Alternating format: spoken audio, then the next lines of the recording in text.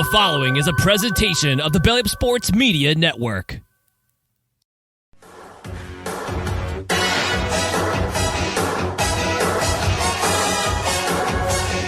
This is the main event.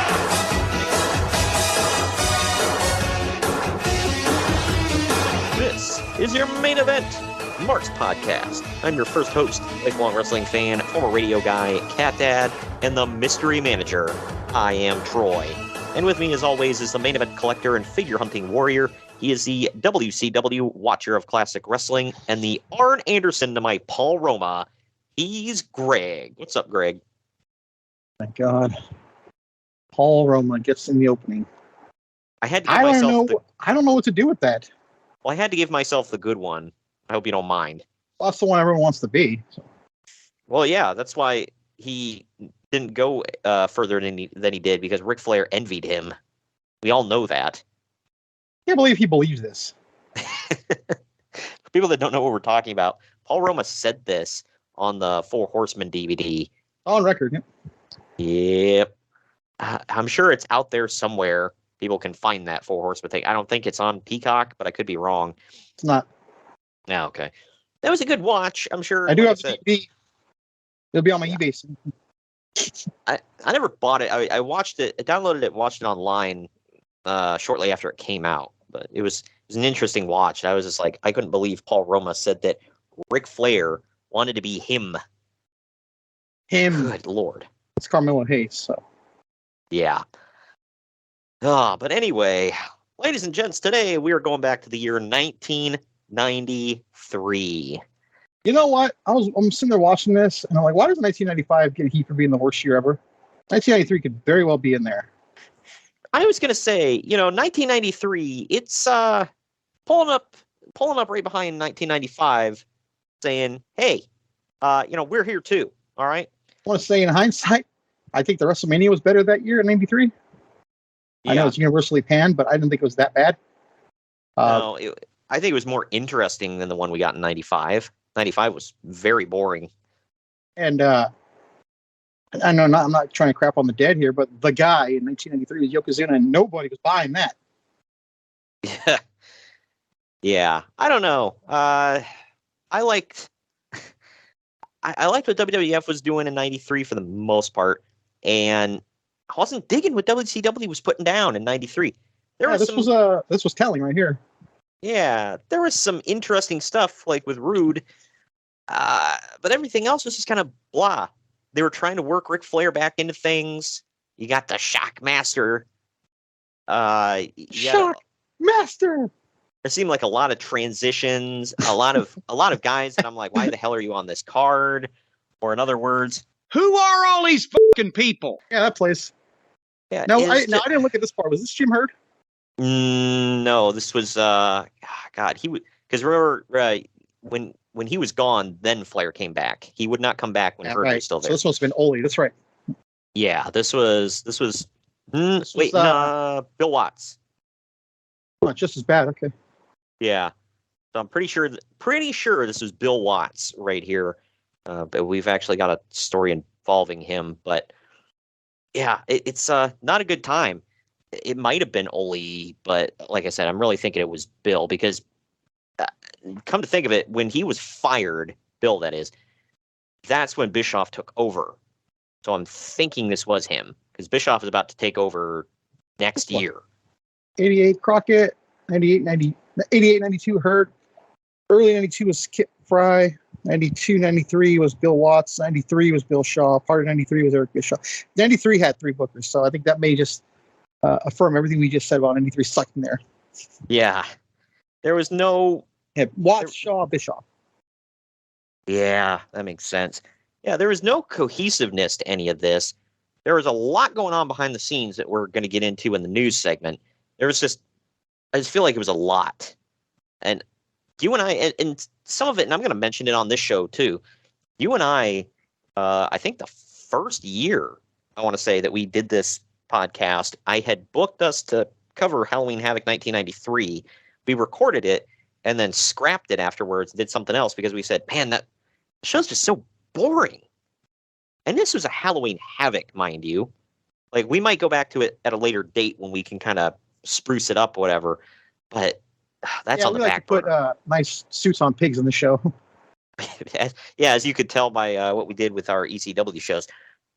But yeah, no, this was just like, This might have been worse than the ECW show we just did.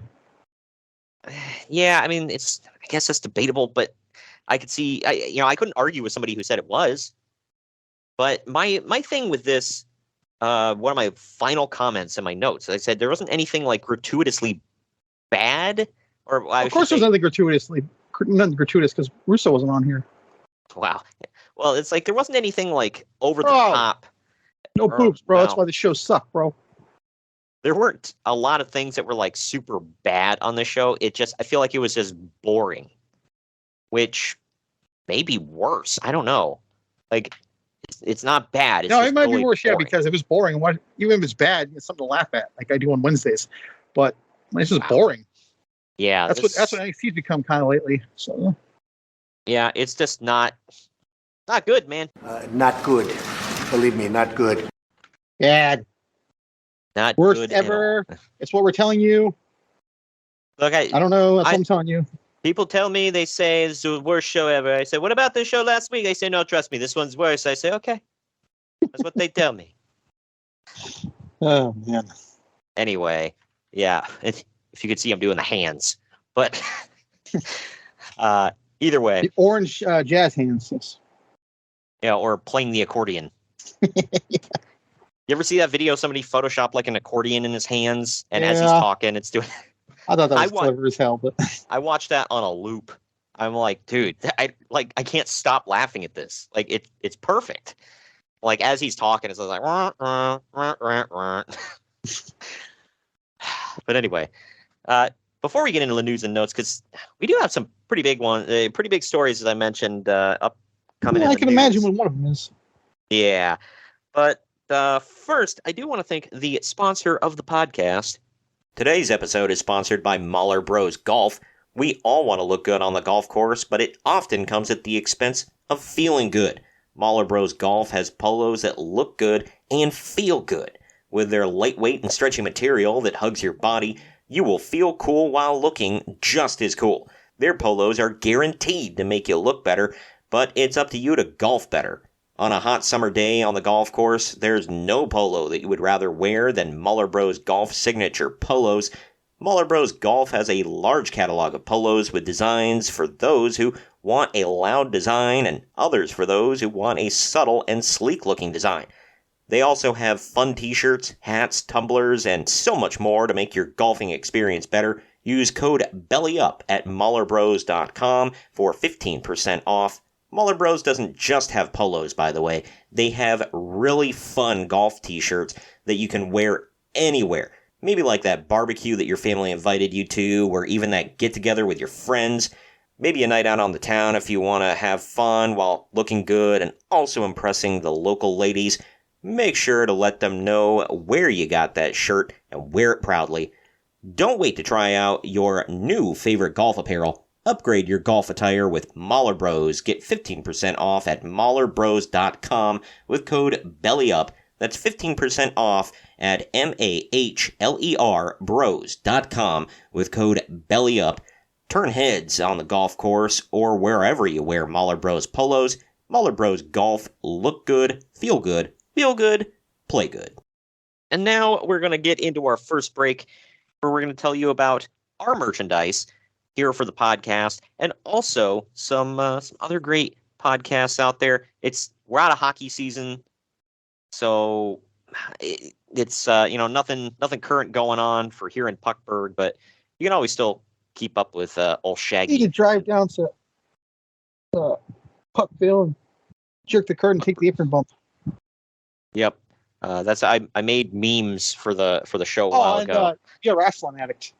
I always forget to plug that one. I'm sorry, Yeah. but I do listen to it.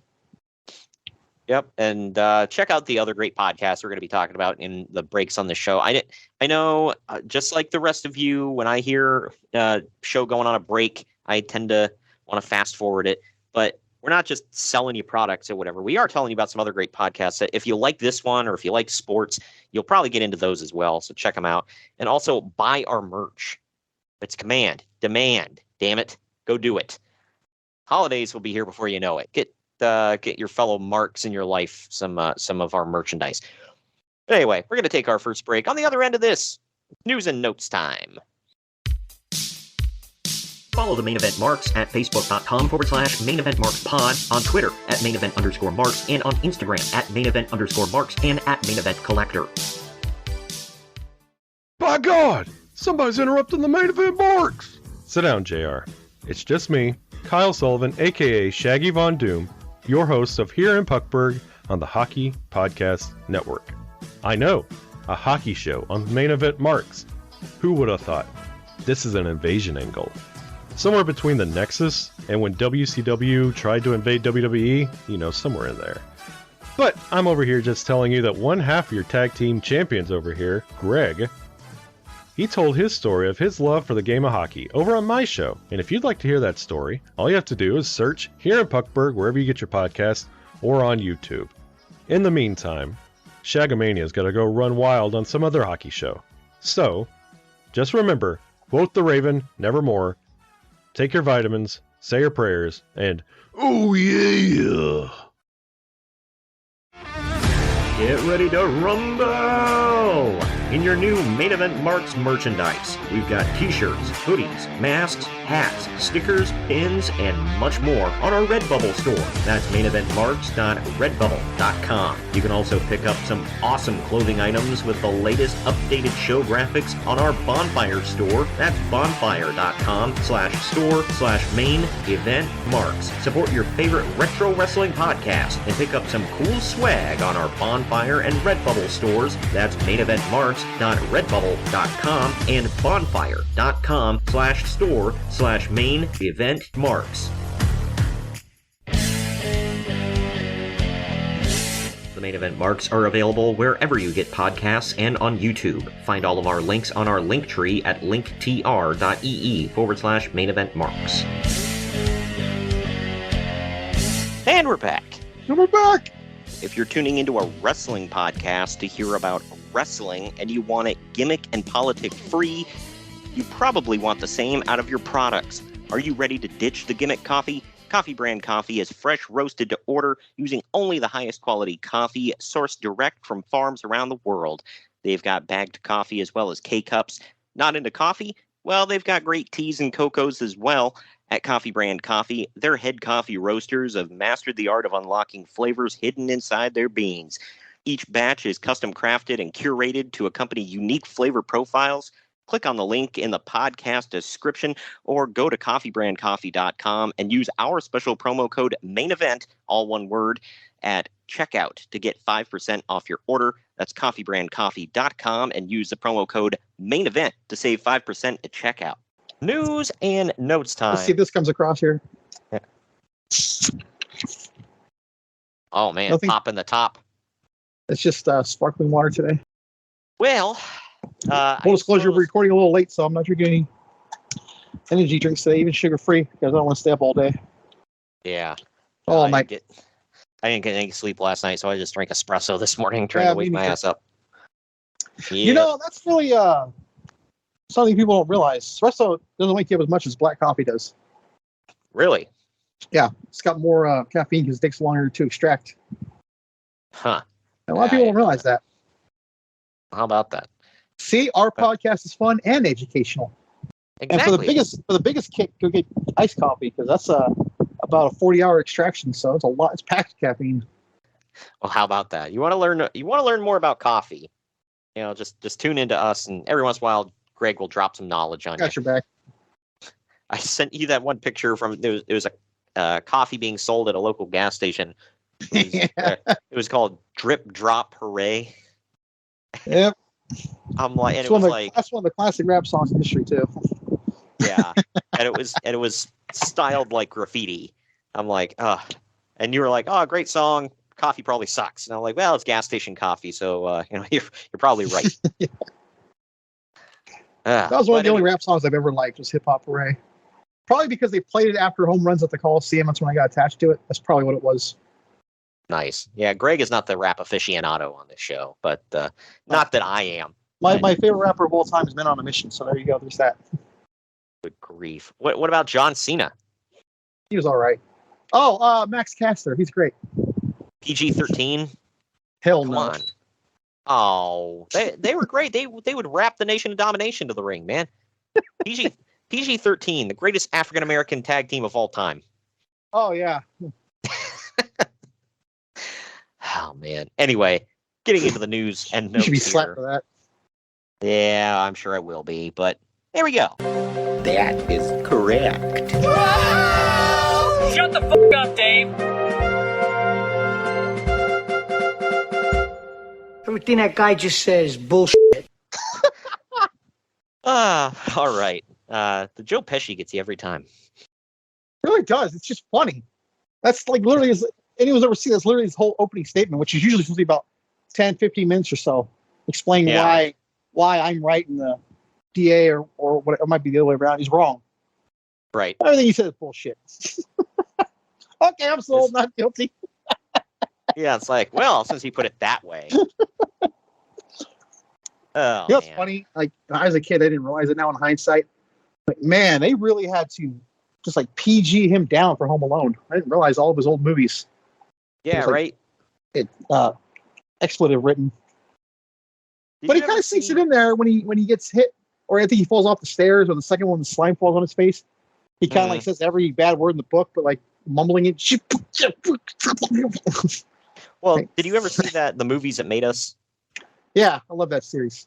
Yeah, It's on did you watch Netflix. If you guys haven't watched it, go watch it. Did you watch the one on Home Alone? Oh, of course.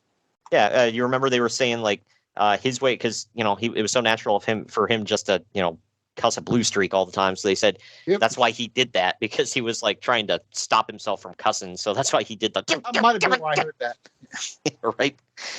Yeah. I remember watching that movie Casino. I'm like, man, this guy was in the family hit of the '90s, man. Like, what? Really? This guy? Yep. That, and if anybody watches Goodfellas and pretty much anything else he was in.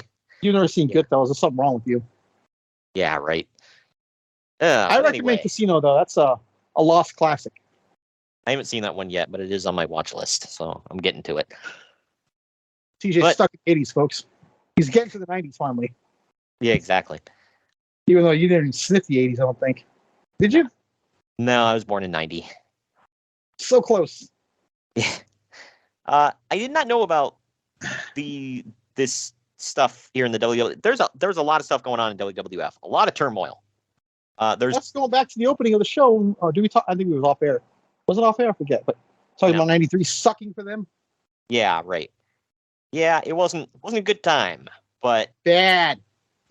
yeah, it was, Not good. Believe me, not good. and we'll get Yeah. into why. So Shawn Michaels quit the WWF while still Intercontinental Champion. The current plan is to crown a new champion in some kind of 20-man tournament at the tapings on September 27th in New Haven. Well, He's partly there. I mean, did he quit? well, I think. I don't know the story behind that, but it was not tournament. It was a battle royal. Okay. Well, either way. But I Yeah. didn't like just pass that, but like recently I saw it. It came down Razor Ramon, Rick Martel, and then Oh, yeah. they didn't finish it. They were 1-on-1 the next week. That was the first time that had ever happened, I think. well, I'm like today's years old when I'm finding out about all of this. Like, wow. But Shawn Michaels' WWF Makes departure me feel like a marks dork for knowing all this. it marks the first time in the modern era that someone has left the company without dropping a title. Man, that just seems like Shawn's MO, huh? The last time it happened was Victor Rivera leaving for a rival promotion while half of the WWF Tag Team Champions in 1975. Shawn Who? was reported. Who? It's that guy. You don't know that guy? Play Victor Rivera? Who are all these fucking people? Anyway, Shawn was reportedly upset about something with the promotion and was gaining weight as a result, to the point where he had a belly for the first time in his career. Well, this is '93, and they had to obviously stop the extracurricular things. Yeah. Is that why? Crap, was it this year's WrestleMania where his tights were like super high up? Might have been this one. I don't remember. This is the one. This is when he fought Tonka, right? I think. This is 93. So you're talking about WrestleMania 9, right? Yeah. Yeah, that might have been the one. Yeah, because somebody had a sign in the crowd. Let me look at some the event. figure here and see if it reflects on that figure. Hold on, let me look at it. Well, somebody had a Now sign I'm curious here. in the crowd in the future. Like, I want to say it was within the past couple of years. Somebody had the most random ass sign in the crowd that was like, "Why were Shawn Michaels' tights so high at such and such event?" And then somebody shared a picture, and he pulled his tights up like over his belly button, like damn near Urkel style. It's not reflected on the fig, but that doesn't mean anything. So it might have been WrestleMania 9. Yeah, I don't remember which event it was off the top of my head. But hang on, hold on. I got a freaking computer right here in front of me. Well, it might be. I don't know. It might have been to hide a belly. That's the only thing I was thinking of. Oh, here we go. Yeah, it was SummerSlam '93. I see the sign right here. It's behind Roman Reigns' head. This was like within the last couple of years. It says, "Why were HBK's pants so high at WrestleMania '93 or at SummerSlam '93?" So I'm looking at it. Yeah, I can see it now. Yeah, they're pulled up past his belly button, and he's taking on Mr. Perfect. You can tell he's got I mean, he's in better shape than I am, but he's in better shape than a lot of people. Right. But compared to his normal look, he's got a bit of a gut on him. So maybe that was why he was getting a little paunchy. So I could see them saying. Why did he just wear a singlet? I don't know. Maybe he didn't go with the look or whatever. Bro. But Doink the Clown and the Steiner brothers were all removed from upcoming bookings in the WWF. In the case of Doink, it's believed that no one will notice because Steve Lombardi is just going to take Matt Bourne's place on all the shows. By the way, if anybody hasn't seen The Dark Side of the Ring on Matt Bourne yet, it's man, it sucks, man. There are a lot of people saying, "Oh, he got screwed in that run." Well, it sounds like he screwed himself. If you go listen to it. His own wife and kid kind of. They said they took him out of the role because a lot of people said that he didn't fit the role or whatever. And you hear this, like, no. His wife and kid flat out say he was, just messed up. Yeah, he beat the crap out of his wife to the point where her eyes were swelled shut, and he would frequently get into fights with people. Like, yeah, he was messed up beyond all recognition. And I get, like, looking at your dad, like, especially something like this, like, oh man, he was great, and he was my superstar growing up or whatever. But it's like his daughter acts like he was Hulk Hogan or something. Like, yeah, it's pretty sad. But yeah, and obviously we don't know the whole thing around it, but her saying, "I refuse to believe that woman didn't kill my dad." Yeah, like, look at your dad's life. Like, literally everything about your dad's life. I don't know. It's terrible. They did investigations and whatever. I mean, you can't always prove whatever, but also he died in Texas. Okay, I mean, they'll get to the bottom of it there. They don't play around there. Yeah. Either way, but yeah, there was multiple people that Doink. They treated it like a luchador gimmick where they're like, you can paint your face and wear the outfit. Like, well, I mean, it worked, right? Kinda. I mean, the only one that came close to his level of success was it when Ray Apollo took over with Dink? Was that who? I think that's who was playing it during that time. Because there was Steve Lombardi did it for a minute, then Steve Kern. Steve Kern was the other Doink at WrestleMania 9, by the way. Which, that was another thing they crapped on. They said, "Oh, that was horrible and that ruined him." I'm like, really? I thought that was clever. That's one of the only things people remember. Like, I find it funny that when I heard about them, like, wow, he was Skinner the year before, now he's the other Doink. Yeah. And he used to be in a tag team. I can't remember. The Fabulous Ones, right? Yeah, the Fabulous Ones. Yeah, that was it. And then he's freaking Skinner. But anyway, every lady's dream, the Alligator Man. Yeah, right. But meanwhile, there appears to be some kind of suspension for Scott Steiner, which has resulted in the team. Resulted. I know. He always finds his P's and Q's. I don't get it. But this has resulted in the team being removed from all appearances until Survivor Series. Of course, they already lost. That would happen. Yep. But of course, they already lost the tag titles to the Quebecers on the September 13th Raw, a decision that was apparently based on all the backstage stuff going on with the team. Okay, you know what? That explains so much, because when I was watching that, I was like, this is hella random. But Quebecers still all new, all of a sudden the champs. Okay, now I get it. Yeah, and I'm sure they were super over, too. Oh, people hated them, I can tell you that. Oh, yeah. Wait, and you're their from manager, Canada? a.k.a. Raven. Not just Canada, they're French Canadians, too. Ah, ew. I know Canadians Gross. crap on them. Yeah, right. Yeah, but it's believed that after the Steiners honor their dates when the suspension is up, they'll head back to New Japan and leave the WWF for good. Yeah, that tracks. Yeah. I don't know if they go back to Japan off the top of my head. It could be WCW right away, but they do leave. Right. Well, lucky fans, I'm doing air quotes, at house shows will now get the excitement of seeing WWF of seeing a WWF tag title match between the Quebecers defending against the team of Bam Bam Bigelow and Adam Bomb for the time being. Whew. That's I don't even know what to say to that. Those guys never drew a dime. That's what I have to say about that. Look, I like Bam Bam, and Adam Bomb was okay. I think with the Adam Bomb gimmick, Go back and watch, man. They're shoving him to the damn moon. yeah, Same thing right, with well, Doink. People don't God realize dang it, that. pal, In look at 1993, those two were just being shoved. And then, according to Bruce Pritchard, they woke up and realized nobody gave a damn about Adam Bomb. So, I don't I know. don't know, dude. When he turned into a face, he was getting pretty over. Poor cheering Yeah. like hell. Just throwing those foam football-like bombs into the crowd, and people were eating it up. Yeah. Yep. Well, my dad used to build up Adam Bomb to me, like, before I knew who Adam Bomb was. Like, he would, like, tell me old stories about when he watched wrestling when I was young.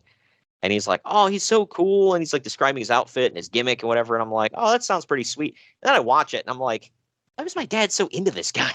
Like, he's okay. But I don't know. My dad likes some goofy stuff, man. I told you about when I was watching wrestling, my dad would talk to William Regal to me, right? Yeah. I hated him, obviously, he was heel. My dad's like, this guy's great. It's amazing. This guy sucks. Well, little did I know. Yeah, we see it now. Yeah. I didn't give a damn about him years ago either, but the issue for the Steiners was the fact that they could easily be making more money in Japan, and they weren't happy with what they were making in the WWF. No one is really sure what their contracts. You signed the contract on the dotted line. You probably knew what you were going to get. My thing is, I'm wondering if they got, because Bruce Pritchard talks about this, where Vince isn't big on like guaranteed, or at least back then, he wasn't big on guaranteed contracts. He was. Oh, he shouldn't be. Those are stupid. Yeah. Well, his thing was, well, we're going to pay you. We guarantee you like this base amount, but you have a potential to make way more. And like Jim Ross talked about, we don't offer jobs, pal. We do opportunities. Yeah, right. And Jim Ross talked about Stone Cold would get his guarantee within like a month, and then after that was all like access. Are we talking about in the height of his popularity? Yeah. Well, there's a huge difference there, isn't there? Right. But he was saying I think he said The Rock, Stone Cold, Triple H, Undertaker, like all those guys always shattered their guarantee every time. Well, I know it's the upper echelon. You just name. I'll give you a second to think of those heavy names you just dropped. Yeah, right. But I guess no one is really sure what their contract situation is, but the best guess is that it expires in December, but it might run as long as December of 1994. Either way, it's believed that the WWF wouldn't stand in their way if they went back to Japan, just as long as they didn't go back to WCW. Yeah, they'd wind up back in WCW. I'm not going to say right away, but they would end up back there. Hey, Turner's willing to pay him, I guess. Yeah, because I haven't said it yet because, go blue. Oh, well, eat ass. But those guys are the epitome of go blue. How dare you? Yeah, and you're the epitome of kiss my ass. But the episode of Raw with the tag title change actually did a 1.8, by far the lowest in the history of the show. Oh, man, but people love the Quebecers, man. Come on. They kiss each other on the cheek after they won back then. Well, you know what, Greg? They were not impressed with their performance. You know that people. I mean, you know, but some people don't. That Pierre Corlet of this team still freaking wrestles today. Oh, yeah. Now, it's also worth noting that here he's like 22, 23, something like that. So it's not like he was like old as hell here, but still crazy. Yeah, Jacques was on the downward slope of his career. Raymond You notice got that all the out. youngest champions in WWE history that they name off are always foreigners. You got him, Rene Dupree, and Paige. Right. The only one I could think of off the top of my head that wasn't was like Randy Orton. Yeah. Like, he's the one, but yeah, the rest of them. Before him was The Rock, so there's... That is correct. Sorry, I stepped on you there. You said Brock Lesnar. He's not funny, though. Yeah. But, well, Crush is doing subtle hints of returning from his ankle injury as a heel. Wait, what? Say that again? Crush is subtly hinting that when he returns from his ankle injury, he'll be a heel. Yeah, it would happen. We'll give him that. Yeah, because was it before the 93 was WrestleMania 9, right? Mm-hmm. Yeah. Okay. Yeah, that's correct. So yeah, he was the babyface blonde. Yeah, he was the blonde Crush there, and we just call him Kona Crush. Was he still Kona? Was he going by Kona Crush with that? Well, he never went by Kona Crush. They just called him that. Yeah. Oh, okay. And then when he came back around this time, what the hell was he doing? I don't even remember. Well, he didn't come back and do anything. He just came back and turned on Macho Man for not helping him with Yokozuna. Oh, okay, I remember now. Yeah, he lets his hair go back brown. He grows the facial hair, wears the face paint. He kind of gets his demolition-like face paint back without the silver and then covering the majority of his face. Yeah, and he gets Mr. Fuji. I remember now, going into WrestleMania 10. Okay. He's a Japanese sympathizer. Because, in 1993, Japan and America, they weren't good or anything. Yeah. I think this would have been better in 1945. Maybe I could be wrong, but... Well, he ain't American. F him. Same thing with the Canadian stuff, man. It's like, do we have heat with Canada? I am unaware. But anyway. I think that just paints America in a bad light. Hey, you're siding with someone that's not America, therefore you're evil. You're kind of like saying that you think every country's evil. That's what it's telling me. But I get that, but on the flip side, when WWE went to Canada in like the early 2000s, and Scott Steiner was a big baby face, he just had his logo like in the stars and stripes on his tights, so he got booed out of the building. Yeah, Canada was like, "You're wearing your country's flag on your tights? F you away." I'm not your buddy, friend. He's not your friend, guy. I'm not your guy, buddy. He's not your buddy, friend. I'm not your friend, guy. Okay, they don't ever swear. They're too damn nice, so you got that all wrong, but whatever. Screw you, buddy. And then he yells, "I'm not your buddy, guy." That's your buddy, pal. Yeah, I'm not your pal, guy.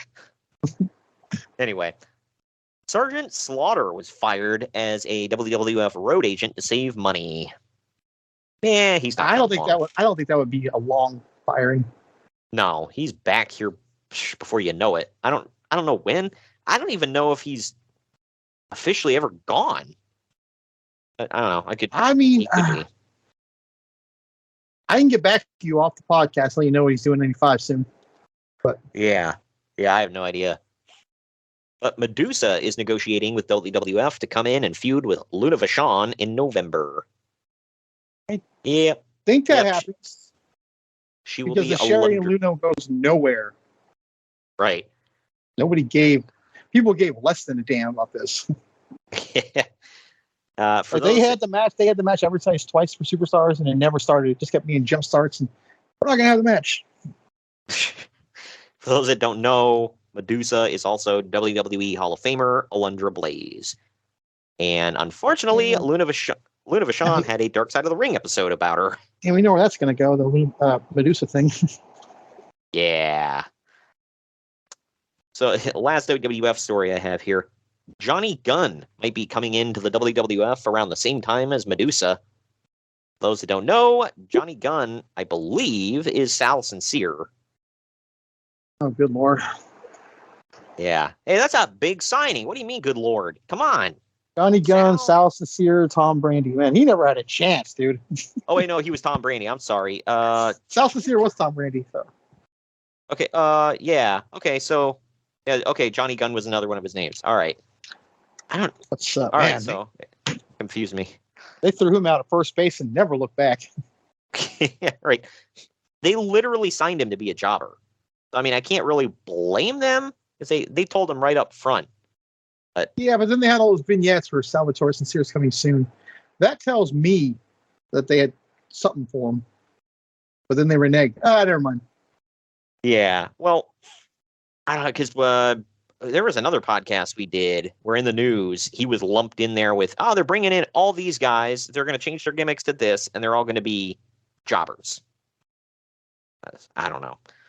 It was around this time. I know that. I can tell you some of the list of jobbers they had around this time. It was kind of crazy. Just Incredible, both of the Baldies, both the Headbangers, Oh, really? Chris Canyon. Yeah. Oh, and you had T.L. Hopper. Oh, and both Tracy the Hardy Smothers. Boys. Yeah. Tracy Hardy Smothers. Jeff Hardy had a really weird ass name. Let me see if we can find it. Yeah. Oh, they gave him a name? Different name. Huh. There it is. Yeah. Jeff Hardy went by Keith Davis. The hell? That's what his name was when he was jobbing somebody. Yeah. Look, we want you to sound incredibly white, like painfully white. Keith. Good grief, man. That's something. I was like, I'm watching it. I'm like, that looks like Jeff Hardy. And I'm like, what the hell is his name? Keith. So I looked it up. I'm like, oh my God, it was him. Wow. Well, getting into the WCW side of things here, all these stories are kind of interconnected. You can kind of figure out what's going on here. So WCW waged war with the NWA in court 4 days before Fall Brawl. The NWA was attempting to obtain a restraining order against WCW, preventing them from advertising the Rick Rude versus Ric Flair match as any kind of World Heavyweight title match. WCW officially pulled out of the NWA on September 1st, by the way. So WCW agreed to the NWA's terms, which were that they would approve the switch to Rick Rude as long as WCW agreed to have Rude drop the belt to a wrestler of the NWA's choosing on an NWA show on January 31st. If Rude refused to do the job, WCW would have to pay $100,000 per day. Yeah, and well, this is that old urban legend where they said the NWA didn't want Rick Rude being their champion. yeah, they definitely did not. And why? Was he too good? Hell if I know, man. But it continues, man. This this. Well, it's a quick little name change that gets around it, right? Not exactly, but we'll get to it here. This next part is like, oh my gosh, like Rick Rude basically gave him the middle finger because it says, that's BS. Says after this, Rick Rude pretty much told WCW he wasn't going to agree to that, which would mean WCW would be guaranteed to rack up hundreds of thousands of dollars in damages, and the deal changed. WCW's lawyers approached the NWA about this, and the NWA meekly agreed to the deal, where pretty much everything happened the way that WCW originally intended, but the announcers on the pay-per-view would have to read a disclaimer saying that WCW is not affiliated with the NWA in any way. Everyone agreed to the deal. Did they say that? Because I don't think I heard it. I didn't catch it, but they might have. The next part of the story is really crazy, though. This is like, okay. And yeah, let's just get into it. But later in the morning, WCW decided to alter the deal anyway and pretty much told the NWA to go pound salt. WCW then hired a new lawyer who had previously won the lawsuit against the WWF for putting the NWA title on TV without permission. That one I can see, you know. That was pretty dirty, but yeah, dude, this guy has been on both sides of this NWA title thing. Like, good grief. He might be the only one. Well, besides Rick, of course. Yeah, right. However, in a pretty shocking twist that was right out of the future playbook of Vince Russo, it turns out that It turns out that the NWA forgot to read the fine print. So, just as a little history lesson here to back this up. Sorry, let me stop you. What fine print? What am I missing? Well, that's what I'm about to get into here. Oh, sorry. Okay. Because to talk about the fine print, got to give a little bit of a history lesson here. I'll keep it brief. The TLDR version. So in 1985, Ric Flair paid the $28,000 to have the big gold belt made, and then quit the company in 1991 and took the belt with him, claiming that it was his property. I wonder where he got that idea after he paid for it. But Yeah, WCW, per Rick himself, he never got the money back when he lost it because he knew he'd get it right back. yeah, everybody openly says, no shit, he's gonna get it back. It's Ric Flair. yeah. Well, the thing is, he gave Jim Herd, because Jim Herd was in charge at the time. He gave him the option. He was like, "Hey, I paid $28,000 for this belt. You give me the $28,000 back. I'll gladly give you your." Yeah, he's like, "I'll gladly give you your title and F off." And Jim Herd said, "No, go screw yourself. I'm keeping your money and give me back my belt, damn it." And Rick said, "Nope, bye." Well, according to rumor, he also gave him a bunch of Pizza Hut coupons. So Yeah, he sent him $28,000 of Pizza Hut coupons in the mail. But anyway, WCW/NWA teamed up to sue, and Flair returned the belt in exchange for getting his $28,000 back. Thus, WCW/NWA owned the title belt. At this point, the actual membership of the NWA was Seiji Sakaguchi of New Japan and Bill Watts of WCW. So essentially, they were the only two groups in control of the NWA and made all the decisions, legally speaking. Wow, that's quite an alliance there. But in October of 1992, here's the fine print. Bill Watts drafted a letter to Sakaguchi that was said to be a bill of sale, stipulating to the NWA president, Sakaguchi, that he was selling the physical NWA World Title Belt to WCW for $28,000 that was paid to Flair. However, no one from the NWA had actually bothered to read that bill of sale, and suddenly in court, the new lawyer revealed that, in fact, that bill of sale had not only sold the physical belt to WCW, but all intellectual property rights to the NWA name. Oh, good lord. So the judge denied the risk. This is kind of like a real life version of when Hogan and Bischoff stole TNA from Dixie, remember? Yeah, right. So the judge denied the restraining order, although WCW wasn't going to use the NWA name on pay-per-view anyway. So, like I said, TLDR, because of that exchange between Watts and Sakaguchi back in 1992, WCW basically owned the belt, the name, everything. Like, yikes, man. So they obviously don't continue as the NWA, so what do they just use that to, all right, we're keeping the belt, you can have the NWA name back. I guess so. They're like, I don't know if they said they own the intellectual property rights to the NWA name.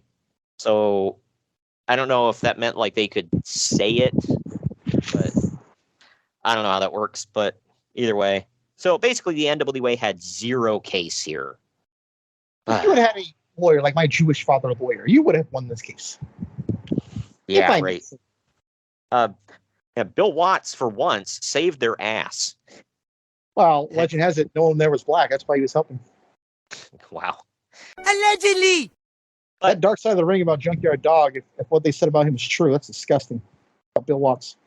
Yeah. I don't know. Because, I mean, not saying that JYD is a liar, but he's the only one that can corroborate the story. Bill Watts denies it.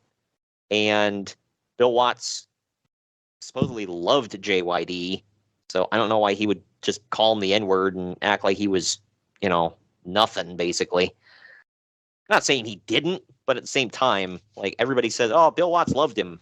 And he even, like, he was really upset when he left, and he cried when he died, and all that stuff. So I don't know. Bro, when you never know. When he died, I cried, bro.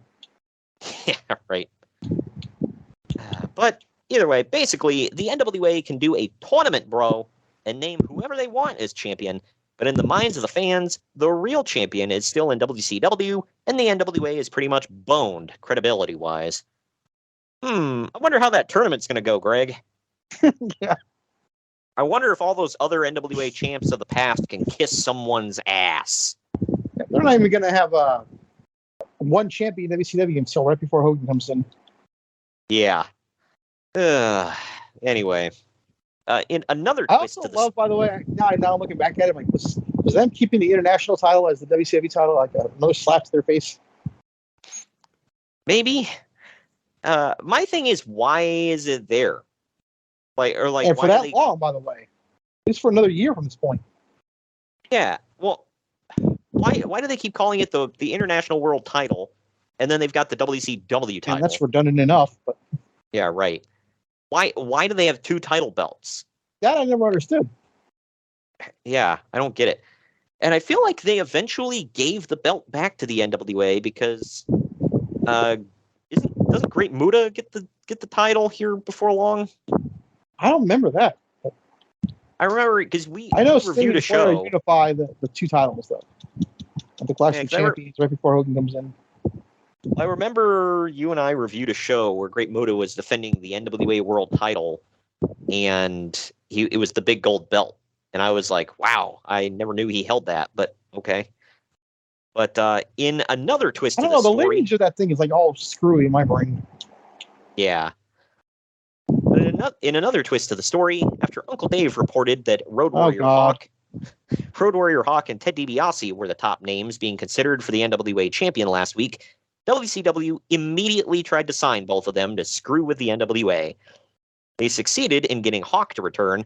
DiBiase quit negotiations midway through the week when he was told that his first match in the promotion would be a 30-minute draw with Dustin Rhodes at Halloween Havoc. To my knowledge, DiBiase is about to retire too. Or no, sorry, I think Yeah. he just had his last match at SummerSlam with Razor Ramon. A 30-minute draw between an over-the-hill Ted DiBiase and Dustin Rhodes at Halloween Havoc. Shut up and take my money. And they had that feud in WWE a couple of years prior to this too. Really? Yeah. Oh, well, it kind of started with Dustin, and then Dusty got involved and became a tag match. DiBiase and Virgil against them. I didn't know that Dustin Rhodes was ever in WWF. Yeah, it's basically where he started. Huh. Sure, he had some time, like at least mainstream. He was sitting front row, and then DiBiase was like punking him around because he's Dusty's kid.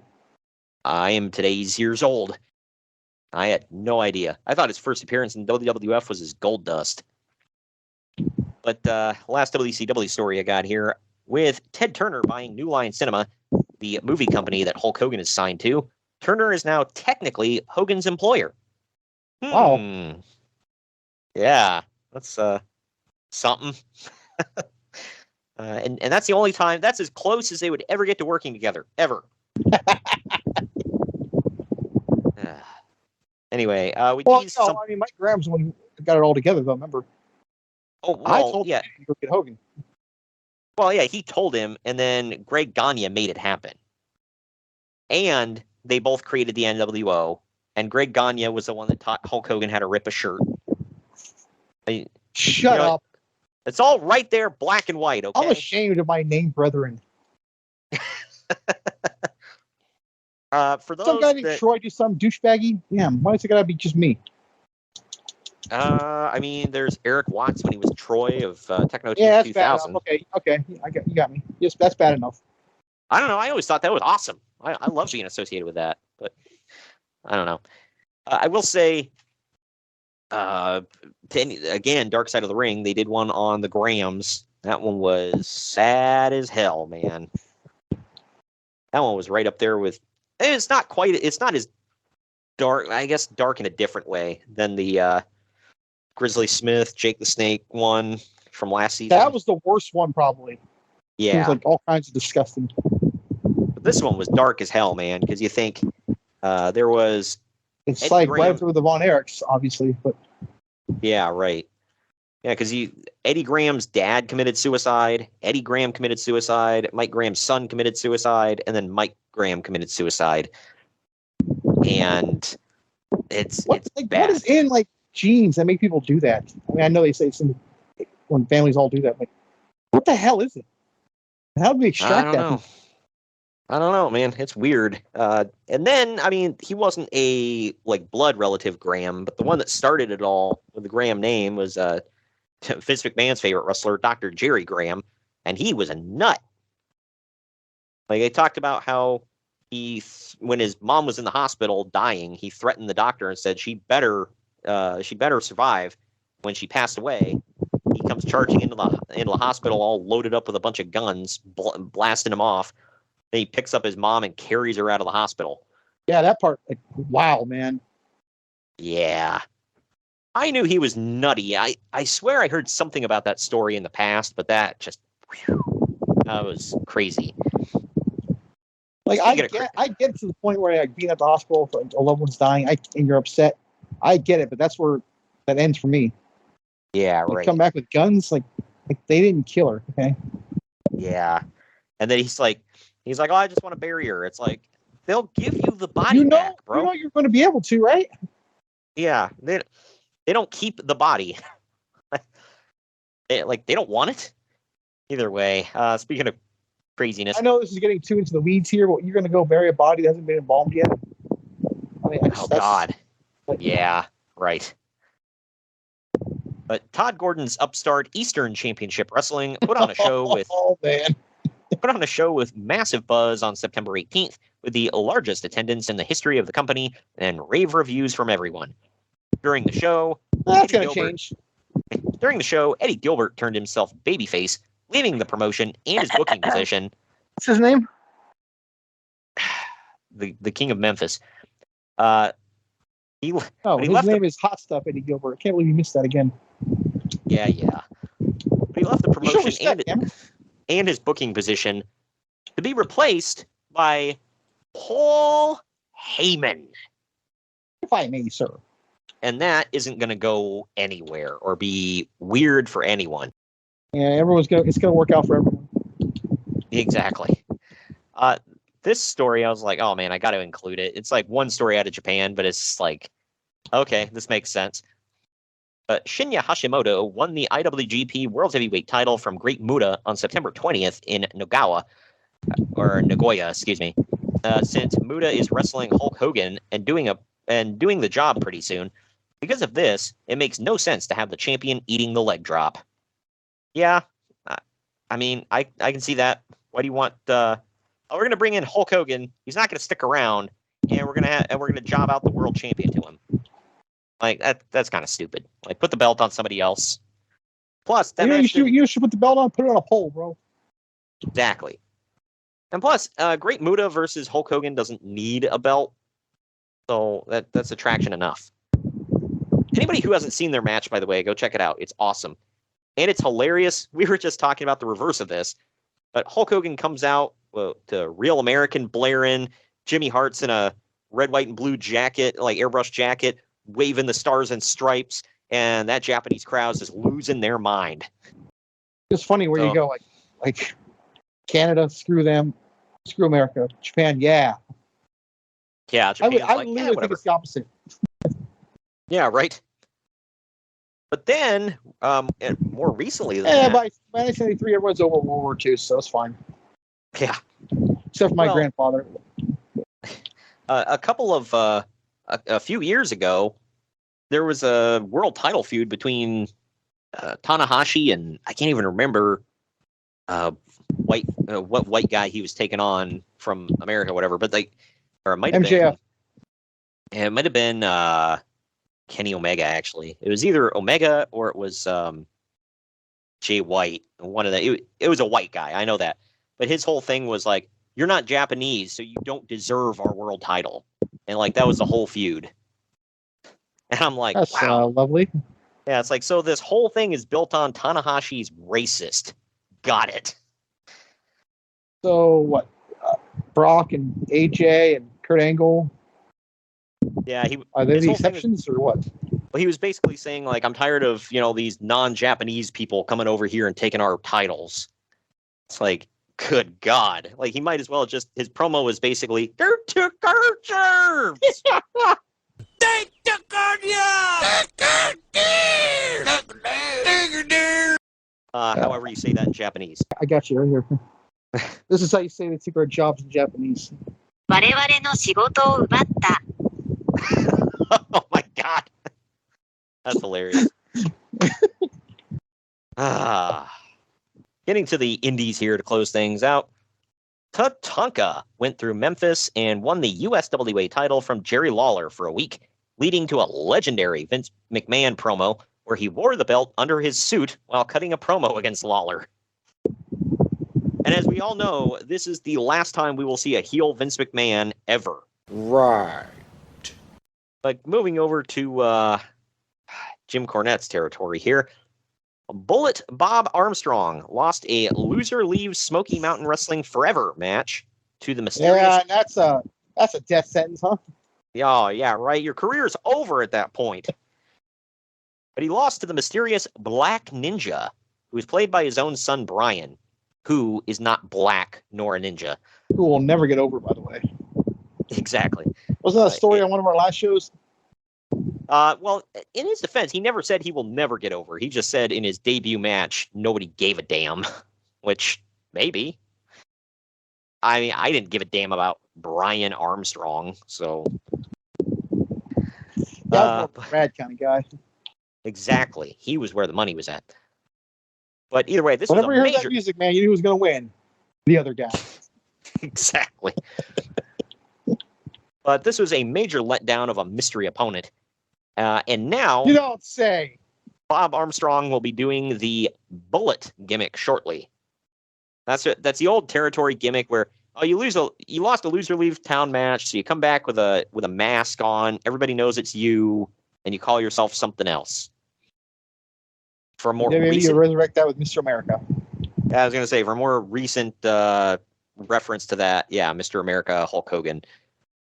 But according to Bruce Pritchard, he said they dropped that sooner than they wanted to because Vince hated it and thought it was stupid.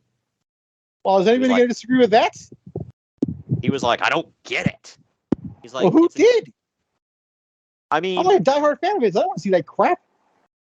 I thought it was kind of funny. And my thing is, funny, if you're wrestling, yes, but is there longevity in funny? Well, if anybody's a wrestling historian, you'll know. Or if you grew up through the 90s, they did this gimmick a few times. Dusty Rhodes did this with he came back as the Midnight Rider. Midnight Rider.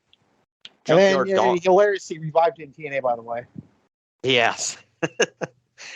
Junkyard Dog did that gimmick. I can't remember who that. Did Andre the Giant do it with that ninja or assassin? Was it assassin? It was a giant ninja. Or yeah, giant machine. That was it. Was that one of them though? I don't think that was the thing. He just, I mean, like everybody knew it was him. I don't know how, but I thought he did well. Yeah, Junkyard Dog was Stagger Lee. What was the Boogie Woogie? Stagger Lee Marshall. Is that where that comes from? Got it. Okay. Just figured that out. Yeah. Who was the Boogie Woogie man? Remember Valiant? It was Jimmy Valiant. Yeah. Jimmy Valiant. Yeah. Jimmy Valiant. He came back as Charlie Brown from out of town. You and I reviewed a show where they did that with Brian Pillman. He came back as the Yellow Dog. That was and weird. Jim Ross gives it away on live TV.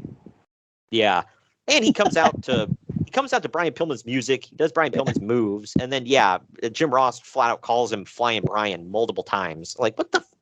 That's not a Flying Brian. Wow, people say he looks like him. Oh my God, you've already blown it there. Yeah, right. I thought the Mr. America thing was clever. I kind of liked it. I'm like, wow, that's a revitalization of a super old gimmick. But yeah, that's what Black they were Scorpion doing. wasn't one of them, right? No, that was just a red.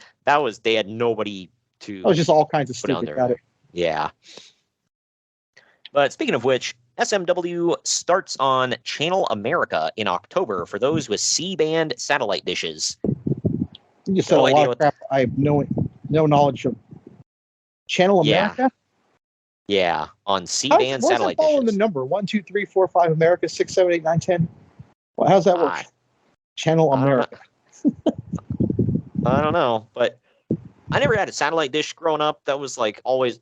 I remember there were TV shows that always talked about that. It's like, oh, I got a satellite. I can pick up all these channels. Like we didn't. We just had like cable and whatever. And so I don't know what a C-band satellite dish is. But I'm assuming you can pick up. There's a little show, I forget where I saw it, but he goes, I didn't know there was a game on. I got a satellite dish. There's always a game on. Yeah, right. Yep. Going to Texas, GWF drew about 238 paid with 750 in the building. Yeah. This is now known as AEW, folks. Yeah. Well, that's for their latest show. This would seem to be an improvement over drawing 70 paid and 1,500 freebies in the building. But in fact, they lost money APW in San Francisco gets more than that. Yep. But they actually lost money with more paid but less showing up because, if you think about it, 1,500 people are still paying for parking in concessions, so it's easier to make more money than 230 paying for their seats. I can see that. We just covered a show, it was Great American Bash 2004, and... Don't direct people to that. We don't want to crap on our listeners. Oh, yeah, no, go listen to it. Go check it out. We made it fun. What was the show before that? Was it Judgment Day? 04? The one we did, or the one in actuality? No, well, the one we did. It was. We definitely did Judgment Day 04, and that was before it. But okay, so and that was JBL versus Eddie. Yeah, part 1. Okay, so Judgment Day 04 and Great American Bash 04. We talked about how JBL sucked. They did. But we talked about how JBL's whole gimmick there was like, anti-Mexico and super racist and all that stuff. Well, he comes by it honestly, Greg, because John Hawk got the Insensitivity Award of the week with a promo where he said, quote, "The Freebirds are gone and all the Von Erichs are dead, so I'm taking over." God. Carrie's daughters were actually at the show backstage when he cut this promo. Was All the Way Live Lacey there? Maybe. Is that Carrie's daughter? I believe so. Yep. Okay. But yeah, so he knew they were backstage, and he still dropped this line. If he would have just said that the Von Erichs were gone and the Freebirds were dead, it might have actually been better. Yeah, or just say, oh, all the big stars, the Freebirds and Von Erichs are all gone now, so whatever. But nope. Ugh. That's pretty disgusting. Last story. Speaking of Dark Side of the Ring, though, there you go, Von Erichs. We talked about it earlier. That was one of the first ones. But that might be the most depressing one. Only because you still see one still alive, and you just tell what pain's going through. It's hard. Yeah, there's that one. That's up there with the. Well, and I just talked about it, the Graham episode, because they had Mike Graham's daughter on there who lost her grandpa, her brother, and her dad. And she's like putting on a happy face and trying to be positive about life, whatever. But it's like, it like she said, it still hurts, obviously. She did say she went and got help too to make sure she doesn't have that need for suicide. Exactly. But last story I got here. This is going to play into something great in about 2 years, man. Stagger Lee again. Big John Studd is training a former basketball player named Ron Reese, who is a legit 7'2". Oh, my God. That's what I said. About 2 years, man. He's going to be dressed like a mummy named the Yeti. He's going to buck Hulk Hogan in the middle of the ring on pay-per-view. Oh my God! All this is real, folks. None of this is made up. He's going to make Havoc 95. I believe that's in the archives. Maybe. Let me double check our archives here. There's no way we didn't do that monster truck match because I know I watched it. Right. We did not do 95. We done 91. How the hell did we not do it? We just haven't. But we did watch. We did watch the monster truck sumo match. It is on our YouTube. That's why. Okay, I think I watched it for that, and then ended up watching the whole event. Okay, that's what it was. Yeah, it's because I'm a fan of self-culture. When I'm depressed, I put on WCW 95 shows. Exactly, and this one was a doozy. It's better than cutting yourself. Hey, you had the Giant in the front, the Yeti in the back, and they made a Hulk Hogan sandwich. Just dry hump that mother effer. Butt bucked him. Yeah, butt buck. Oh man, yeah. The Giant walked up. He's like, "I'm gonna put some strawberry lip gloss on you, boy, and make you my woman." And by the way, this was after the Giant just came back from the dead. After well, they kept saying getting thrown off Cobo Hall, but he really just fell. Yeah, we gotta go see that, by the way. I mean, Oh, yeah. we did see it. Sorry. Exactly. Oh, yeah, of course. We're not we don't. Exactly. But anyway, that does it for the news and notes. Ready to get into the event here? No. You're not like champing at the bit here, ready to get into all Oh, this? you know, you sent me something off air, obviously. I didn't disagree with you. I didn't hate it, but man, it was, yeah. Yeah, well, Uncle Dave sure did, and we'll get into that. But come on, man, it's Fall Brawl 93. Celebrate. We're going to get into it right after this break. Follow the Main Event Marks at facebook.com/Main Event Marks Pod, on Twitter at Main Event _Marks, and on Instagram at Main Event _Marks and at Main Event Collector. Hey gang, it's Commissioner Cooper of TSS Fantasy. We are the fantasy show of the people. Expert fantasy advice, free contests, leading expert medical and legal analysis, and most importantly, you. Interact with us on all social media platforms or check us out at tssfantasy.com. You can hear us on Spotify, Apple and Google Podcasts, iHeartRadio, and many more. Check out the fun today and be a part of the most interactive fantasy show around. TSS Fantasy, the fantasy show of the people. Hello, everyone. My name is Ryan McCarthy, and I'm the host of the No Credentials Required podcast. Start your work week with the Monday Drop-In, where I talk about the sports beat in the Capital District, also known as the Mighty 518, as well as Metro New York sports from an upstate point of view. I also give a life lesson from a weekly sports story, so you might learn something from that. I also have a midweek podcast where I interview different sports personalities and talk about a wide array of topics. Take a listen and subscribe on your preferred podcast app, including Apple Podcasts, Spotify, Spreaker, Google Podcasts, Amazon Music, and iHeartRadio. Also check out our social media channels on Twitter and Instagram, BellyUpNCR, and Facebook.com/BellyUpSportsNCR. We're a part of the Belly Up Sports Podcast Network in association with Godzilla Media. No credentials required, where you don't need a press pass to talk sports.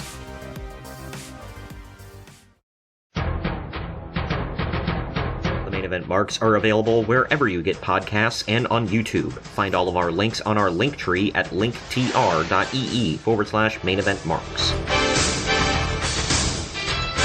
And we're back. It's WCW Fall Brawl 93 WarGames. The date was September 19th. And he was on the show. Yeah, opening match. How about that? For once, it's not Johnny B. Bad. But this took place September 19th, 1993. Tagline, one will rise, one will fall. Brawl. See what they did there? Right. Yeah. But this took place at the Astro Arena in Houston, Texas. I think I don't know what the hell that is. Yeah. Well, you're not going to say F the Astros? Yeah, but they weren't a huge rival at the time. They were in the NL this time, so... Yeah, well, now they're not, but yeah. The attendance for this was 6,000.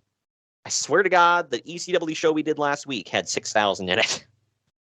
But the buy rate for this was 0.46, which amounted to 95,000 buys. Ouch. But we go to commentary to start the show. We've got Tony Schiavone with Jesse the Body Ventura. They send it to Eric Bischoff, who then sends it back to the ring, where Michael Buffer is randomly going to announce the opening match. Didn't see that one coming. They must have slipped him a couple extra dollars for this one. But this opening match, it is Lord Steven Regal with Sir William defending the WCW World Television title against Ricky the Dragon Steamboat. It goes 17 minutes, 5 seconds. I know you're all thinking this is going to be crap. Well, you're wrong. Yeah.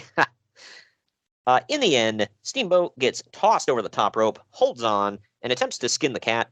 However, Regal distracts the ref as Sir William blasts Ricky in the head with his umbrella. This leads to Regal hitting a bridging German suplex on Steamboat for the win. Uncle Dave said that this was a, quote, boring match that the crowd didn't react to at all.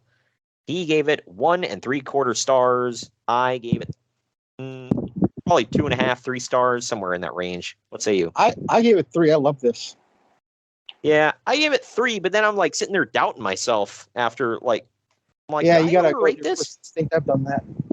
Yeah, I'm like, did I overrate this? See, I'm thinking the same thing when you tell me douchebag gave it 1. Oh yeah, I love this match. Yeah. I thought it was great. Hey, what shaved off 1/4 of a star? You couldn't even give it 2?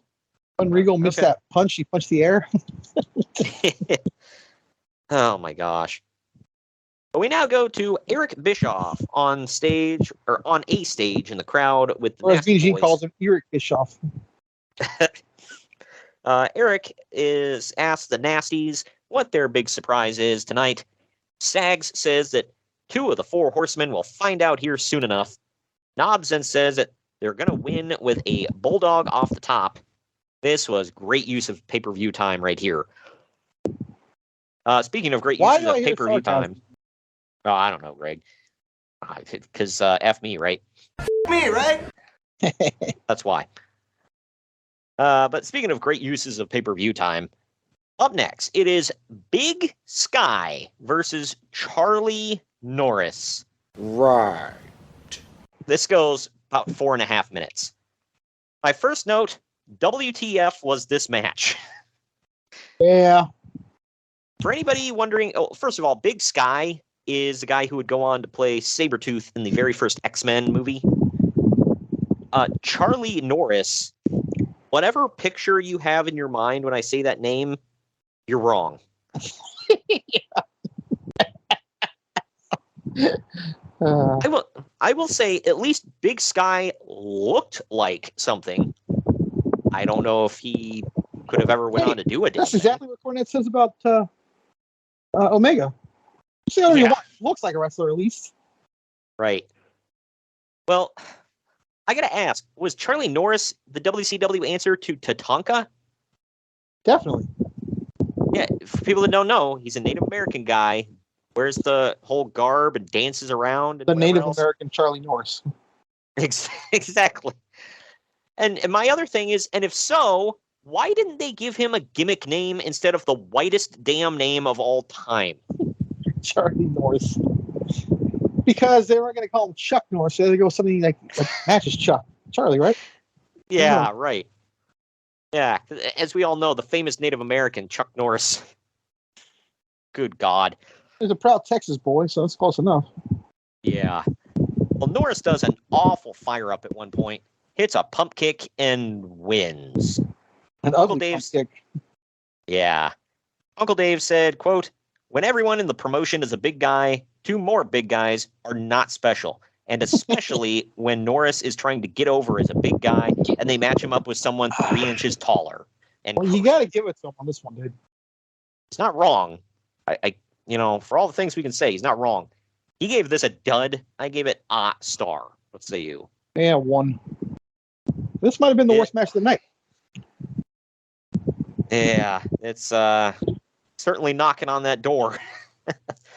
But we now go back to commentary for a while before sending it to some guy named Scott Dunlap, standing by with the British Bulldog, Davey Boy Smith. Even Jesse says, "Who? Who?" Speaks for us all, man. I did, yep. Yeah, because he's like, "Oh, we're going to send it to Scott Dunlap." And he goes, "Who?"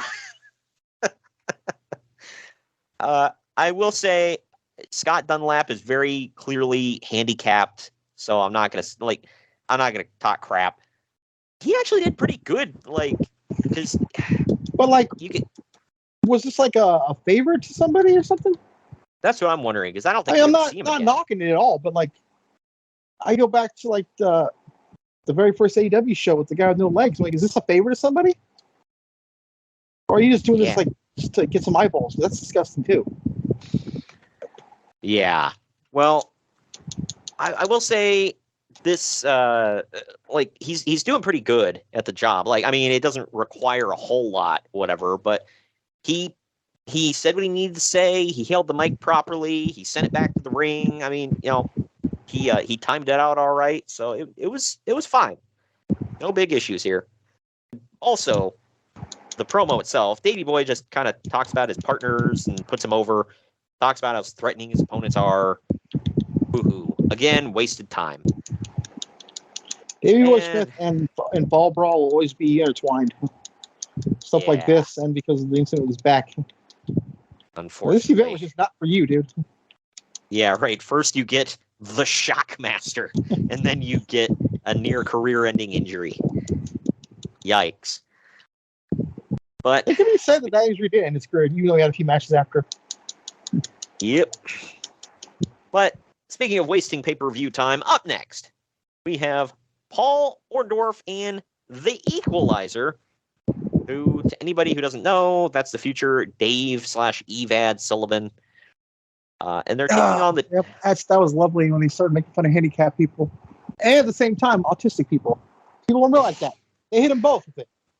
That's some, skill right there. To be able to take down two things with one, two birds, one stone. Yeah, he's on the spectrum. Like you said, it's like autism or something. I don't know. They don't actually say, but you can tell. And they exploit it. Right. Great. So they're taking on the team of Too Cold, Scorpio, and Marcus Alexander Bagwell. This goes at 10 minutes, 46 seconds. I was upset that Marcus didn't clap his hands above his head, but, whatever. It's coming. That's 3 gimmicks from now. Thank God. Still got to be the Stars and Stripes. Maybe only be 2 from now. Okay. Yeah. Oh, and who couldn't love that song? It's just guys droning, American males, American males. Like, that's poetry. I'm shocked he didn't win some kind of Grammy or something. It should have. Right up there with the Sting song that says, he does this, he does that. Yeah, but other than that part, though, it's a great song. American Males just suck. It is, yeah. But in the end, the Equalizer is holding Bagwell. Bagwell moves, and no! And Orndorff accidentally hits a high knee lift on Equalizer. I can't believe it. He just lays him out. Yeah. Bagwell then takes Orndorff out as Scorpio hits a 450 splash on the Equalizer for a pinfall win. Uncle Dave said, quote, Equalizer killed the match single-handedly and then got pinned for the finish. And then yep. Although this match is pretty dead anyway, but he also says, and then the heels laid out the baby faces afterwards, which makes total sense given the fact that the baby faces are challenging for the tag titles at Havoc. When you put it that way, it's even dumber. But he gave I didn't piece that together, honestly. Yeah. Well, he gave it a 1.5 stars. I gave it dose. Let's say you. Yeah, I gave it 1. Well, after the match, this is what Dave was referring to. Equalizer and Paul Orndorff attack Scorpio from behind and then beat both him and Bagwell down before leaving. We now go to Eric. It's funny, if you looked at Equalizer, it looks like he'd be some kind of intimidating thing. Yeah. It's like, no, we're going to make you mentally handicapped and spell your name backwards because that's funny. And that's money. I feel like if you gimmicked him up a little bit, or whatever, and just had him like a secondary at ringside, like a bodyguard or something. Like 911 or something. Yeah, that could have worked. Yeah, I feel like that could have been all right. Yeah, because he looked. What in their minds, like, would they like? If he shouldn't do this to anybody, but with him, said, "Oh, this big dude. Oh, we're gonna poke fun at mentally disabled people." And what in their minds said that's what they should do? You know what I mean? Well, that was bad enough, and then on top of that, they felt like Kevin Sullivan was so over that he needed to sprinkle a little Kevin Sullivan dust on this guy to help him get over. I forgot about that. He was Evad Sullivan. That's right. Yeah. Oh, well, Kevin Sullivan's over, right? So he needs a brother. Maybe if we name him Sullivan, he'll be over too. Like, dude, Kevin Sullivan's not over, and neither is Dave. People talk about him in Florida as if he was some kind of god. Ironically, probably some better word than that, but yeah, right. Well, Greg, Butch Reed was over as hell in Florida. So just saying. For people that don't know, that's a running joke on the Bruce Pritchard podcast. They always say that, Butch Reed is over as hell in Florida. That's why they picked him up with WWE, right? I guess so. Them rippling muscles. God dang it, pal. Look at him. Not to poke holes in logic here, but he was so over in Florida that they put him in WWE and he had to have Slick as his manager. Because when you're over, you need a manager. Maybe he couldn't talk. I don't know. That's the only thing I can think of, because normally you put a mouthpiece with a guy that can't cut a promo. But we now go back to Eric Bischoff and his forever falling out earpiece. At least I'm assuming, because he keeps shoving it up in his ear. Oh yeah, I caught that. Is he adjusting his earring or something? Hey, it's like if anybody watches like on like news reports, like on movies or whatever, where they're like, let's go to so and so out in the field, and they like got their finger in their ear. They're like, oh yeah, I'm picking you up. And did you notice that every time he adjusted his earpiece, he kept like shrugging his shoulders, like trying to get his jacket back on, like just, he's got to adjust that, so adjust everything else too. I did not catch that, but wow. Yeah, he was a mess tonight. But he's standing by with Lord Steven Regal and Sir William. William says that they're flying out of there ASAP. And Regal claims that he's an honorable gentleman that will defend his title against anyone. And Regal looks like a baby here. It's insane. He still has not aged that much from here to now. He aged pretty gracefully, especially for all the barbiturates he's put in his system. He's aged regally. I get it. But up next, you might have spoke too soon to that worst match of the night, man. Yeah, once I said that, I looked at my notes. I'm like, oh wait. But I'm gonna stick with it though. I'm gonna stick with it. Well, this is Shanghai Pierce and Tex Slazenger taking on Ice Train in about 3.5 minutes. You want to tell them who the Tex and Shanghai, the Japanese name or Chinese name, by the way, for the southern white guy.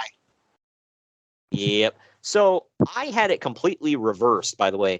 Shanghai Pierce is Hog, Henry O. Godwin. Whereas thank God. I'm glad you fixed that. Yeah. And Tex Slazenger is Phineas I. Godwin, a.k.a. Pig. See, Henry came into the WWF a whole year? His debut, by the way. Yeah. Well, he came in, a year or 2 years before Phineas? Let's see. I'm rolling up to WrestleMania 11. Phineas is definitely on his team at WrestleMania 12 in the pre-show, so about a year. Yeah. So he came into the WWF alone, and then they decided, hey, that guy you used to team up with in that Who Gives a Crap team a couple of years ago in WCW, we'll bring him in, team you up again. Well, they became friends with somebody who you really want to be friends with, so there's that. Yeah, well, that's true. Yeah. Well, that's my other thing was like, how did this go? Did WWF go, God dang it, pal, we need to give you a tag team partner and make you a babyface? Or was it that Henry was like pulling for this the whole time? He was like, hey, I got a buddy who needs a job. You could bring him in and team him up with me. I can tell you right now, though, that the crowd didn't give a damn about him when he came out. Phineas? No, I haven't got that part yet. No, Henry got it. Oh, about Henry? Yeah. Why would they? Oh. Well, he came out like some what's the name of that movie with Burt Reynolds? Deliverance. Deliverance. He came out some Deliverance music and yeah. It was like really slow and stuff too. So bad. Yeah. You don't say. I'm looking for guilty pleasure, kind of like the Godwins, but Henry alone was just terrible. I think that Henry was a good wrestler. I'll stand by that. But yeah, it's like when he debuted, it was just. You just saw his debut vignettes. He was like on the farm working with pigs and walking in the slop and everything. Yeah. Oh man. 1995, the occupational gimmick here. Yep. We're getting into this match though. I gotta ask, what the hell is an ice train? I don't know, but yeah, dust this one off here. Hold on here. Ice. I don't know. That sounds like I'm not trying to be funny, but like a crack train, isn't that what they call crack ice? Good Lord. I was thinking more like if anybody's seen that movie Snowpiercer or The Show.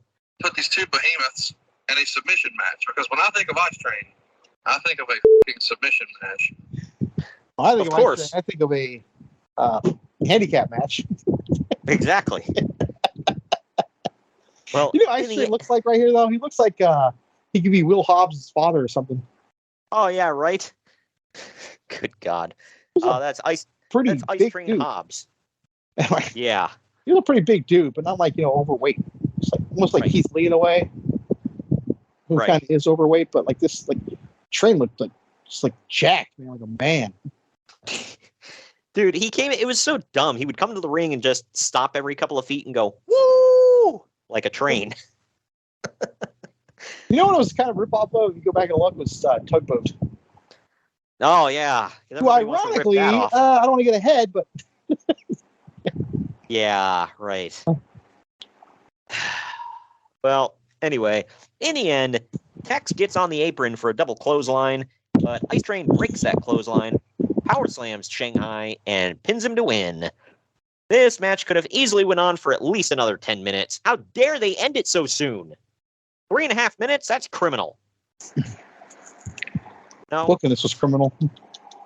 But Uncle Dave Did said, you notice that some of the crowd just didn't give a damn? They're like looking all over, like, when's the next match start? So you're meaning to tell me the crowds never gave a damn ever about these guys? Is that what you're telling me? That's what I'm telling you. But like I've seen them like eating their food and like looking up, like waiting for something to happen. Yeah.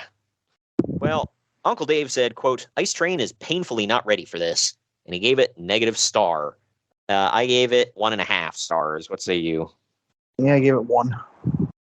Still not as bad as that Sky Norris, but man, I don't know. That one's debatable. But after the match, Pierce and Schlesinger get in the ring to attack Ice Train, but Ice Train beats them away like a real effing man. We now get a promo for Halloween Havoc 1993, which is a snoozer of an event, how we mentioned earlier. Wasn't that the one not to pull back the curtain that we recorded and said, F this, no, we're not doing this. Yeah, I mentioned that at the top of the show, actually. We pulled it. We've never done that before or since, by the way. It was so bad. Recorded, like, I don't think I want to air this. Because it was like so bad, you're not even having fun recording it. That's never happened. Right. And it wasn't that the show was necessarily bad. It was just boring, which may be worse. Like you said, even the bad ones we can have fun with. This was just boring. But we now go back to commentary for like 2 damn minutes before the next match. Why? The next match is not a cage match or anything, so. Yeah, well, why? Me, right? That's why. Because something happened, made that last match go quick. Had to go home quick, so got to fill some time. What are you missing here? Yeah, it's called cardio. That's what made him wrap it up earlier. Oh, man. But the next match is the Four Horsemen of Arn Anderson and Paul Roma. Defending the job guy from WWE? Yes. Defending the WCW World Tag Team titles against the Nasty Boys, Jerry Sags and Brian Knobbs, with Missy Hyatt. She's a surprise. My first question is, who keeps hiring the Nasty Boys? Apparently, they're, as you like to say, they're charming sons of bitches. Yeah. And, by the way, this one goes for about 24 minutes. 24 minutes of agonizing hell. Yeah. Well, I will say, Missy Hyatt right here was looking all the way live. Tony Schiavone, though, when she comes out, he says, oh, I'd recognize that walk anywhere. And Jesse says, I recognize those pecs. Oh, man. I got to be on Jesse's side on this one. Yep. I can't believe Anderson and Roma were freaking tag team champions, by the way. I'm today years old. I learned a lot on this show. But I couldn't believe that Roma was ever a champion. Right. But it's weird that the Nasties are the heels and the Horsemen are the faces. Like, that one just, like, didn't click right with me. But this one was pretty slow. Started to pick up a little bit after a while. Behind the referee's back, Arn gets hit with a chair in the back from one of the Nasty Boys. There were a ton of shenanigans in this one here. I know. I was shocked, too. Arn hits a spinebuster on Knobbs, followed by a splash from Roma. Then, Sags hits a diving forearm onto Roma's back and then rolls him over and puts knobs on top of him. The pinfall win for the world tag titles. Uncle Dave said, quote, "A fan stole the show with a sign that read, 'Hey, Missy, did you buy them?'" And Jesse, I missed this. Apparently, Jesse Ventura legit cracked up for several minutes over that one. I didn't catch that. I tuned out of commentary, so I don't know. This match is putting me to sleep, to be honest. But he also said, "Match was long and boring. No one likes Roma, so getting heat on him is impossible." Nasty's cheated to win, and Roma once again looks pathetic in the position he has no business being in. Ouch. Oh, was this Dave? Yes. Oh. He's on fire on this one, huh? Yeah, right. In the words of Kelso from that 70s show, burn! Uncle Dave No, gave... you have to matter to get burned. Good Lord. Uncle Dave gave this 1 1/4 stars. I actually gave it 2.5. Way too many. I thought it was average. I didn't hate this match. Had no heat. I thought it was okay. I'll say you. I gave it 1 because I was bored as hell. Freaking Paul Roma, man. The job guy from WWE? I will never forget that, ever. Yeah, right. That was a great line from the Four Horsemen DVD. But Jesse Ventura stops Missy Hyatt and the Nasty Boys to say, for Missy to say that she shocked the world by showing up with them, and that the Horsemen are going down, and now the Nasty Boys rule the tag team wrestling world. Whoop-de-doo. Nasty Boys, really? Is it ironic that Brian Knobbs said something about the sweet smell of victory? I didn't catch that. Yeah. We're now showing a recap of the Lost in Cleveland storyline for Cactus Jack. Oh, God, this. Oh, man. For people that don't know, so Vader powerbombed him really hard on the concrete floor, and then nobody could find Cactus Jack. And they had some reporter lady going around and asking people, "Where's Cactus Jack? Where is he?" And she finally I don't know why she was in Cleveland looking around an overpass or whatever, but she finds... Because, if you're from Truth or Consequences, New Mexico, you're going to go take refuge in Cleveland. Everyone knows that. God, you're stupid. Right. Yeah, under an overpass. But she finds a shaved Cactus Jack living with homeless people, looking dirty, and he doesn't know who he is, and he lost his mind. So now we're poking fun at homeless people, or showcasing them, I should say. Well, homeless people and making fun of people with amnesia, I guess. But yeah, he says, "I don't know who I don't know that name, Cactus Jack. That's not me. I don't know what you're talking about." And he has no recollection of anything. They bring a woman and her kid up, and she's like, "I'm your wife. This is your son. You don't know us?" And he's like, "I don't know who the hell you are." And now we see that he ran in as Cactus Jack again because apparently he was like sending Harley Race, the manager of Vader, he was sending him cactuses in the mail. Aha. That's clever. Yeah. I want to know how you send a cactus in the mail safely, but either way, that's the least of the story. Where do you get cactuses at in Cleveland? Cleveland Cactuses are us. Oh, okay. But either way, he runs out, Cactus Jack, that is, pronouns, pal. Pronouns, pal. He runs out randomly to attack Vader. He's back. He knows who he is. And now we go to this promo where he's like on the streets again, and he's telling everybody that that was all fake. He never really lost his memory, and he fooled everyone. You're all idiots. No, you're an idiot if you bought this. Yeah. He says it's funny to see the venue, or he didn't say, let me rephrase it. I said it's funny to see the venue behind him. That was like some rundown concert venue with torn up Smashing Pumpkins posters. Like, wow, that band is old. I did not realize. Isn't it ironic that how we started this pod with the NWA stuff, and one of the Smashing Pumpkins is going to own that thing? Right? But up next, this is the match we all really wanted to see come out of this feud. It's Yoshi Kwan. Right. With Harley Race taking on Cactus Jack in a bounty match. What the hell's a bounty match? Well, apparently it means jack shit because I'll get to it here in a second, but the match goes like about 3.5 minutes. So, a barn burner classic. So Harley Race keeps showing off some little bag that he has, and apparently that's on the line. But they said if you win the match, you don't get the bag. If you win the match, then you have to get the bag away from Harley Race. So what's the point of the match? Hot potato. Yeah. Hey, if you win, we'll give you a chance to get the bag away. Like, why don't you just get it before the match or after? Like, oh, God. This hurts my head. The stipulation is meaningless, man. As opposed to all the meaningful stipulations they have. By the way, if anybody can tell me, not that it's a big deal, but if anybody can tell me what the F is in that bag. What's in the bag? God. Yeah, because commentary doesn't even know. They're like, we don't even know what's in that bag. It's like, that's sad. Well, if Harley Race is getting control, I'm going to say some Kansas City barbecue sauce or something. Yeah. Or some of the good puff.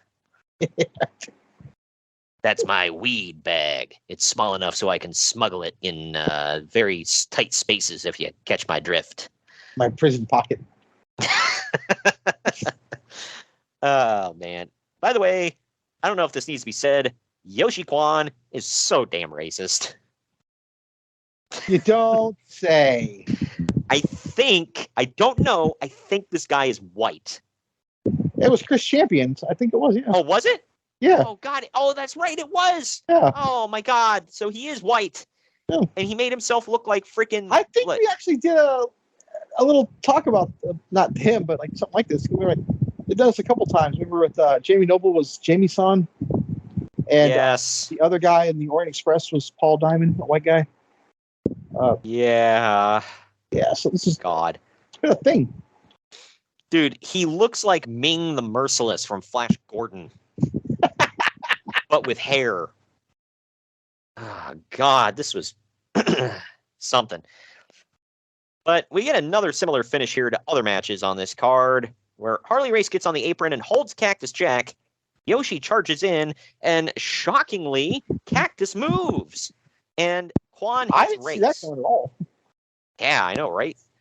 Hasn't already happened like 3 times on this card.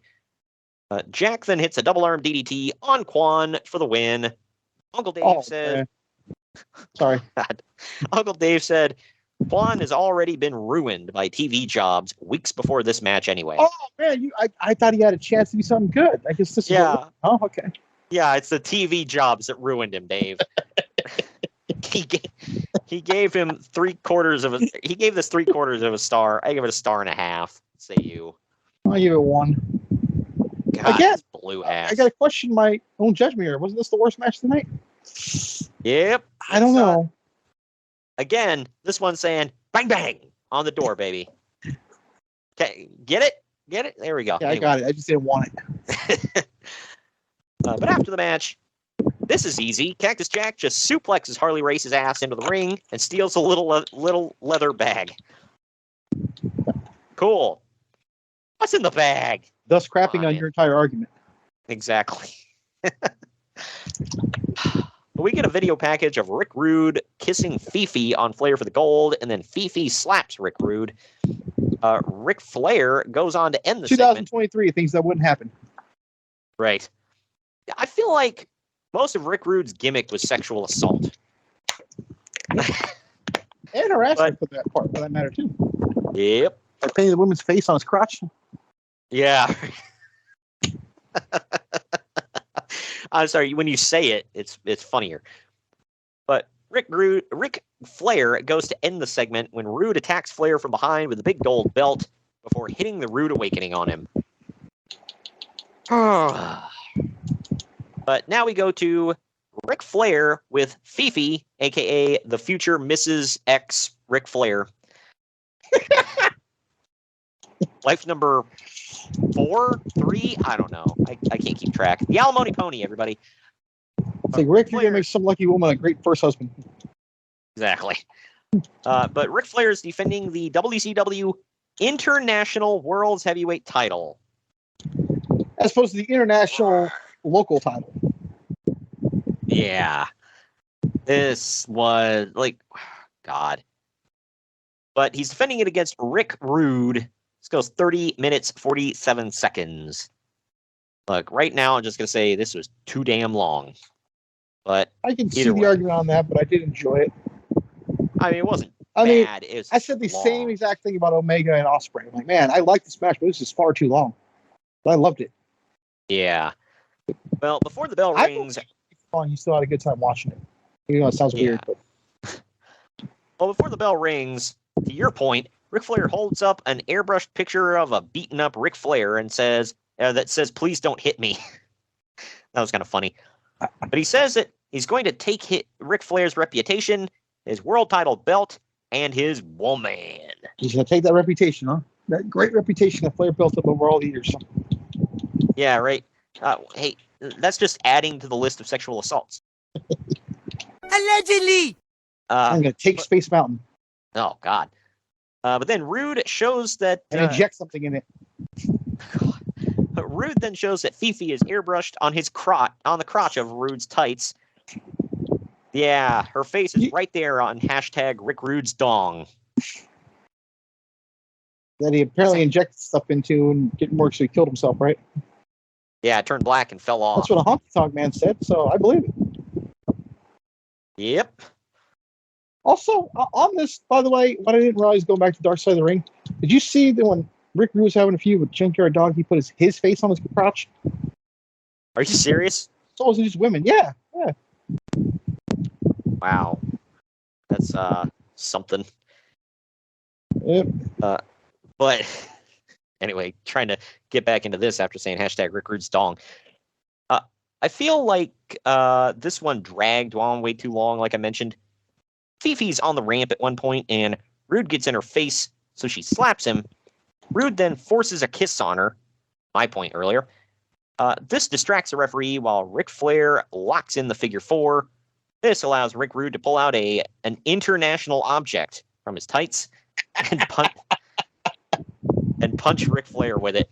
For those that don't get it, there was an edict that went out on in Turner Corporate there for a while. They said, don't say the word foreign, say international.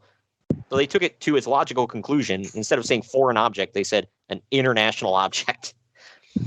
Yeah, not unknown object. Yeah, right. Or just call it whatever the hell it is. Yeah, right. No, international object. But Rude then pins Flair to win the title.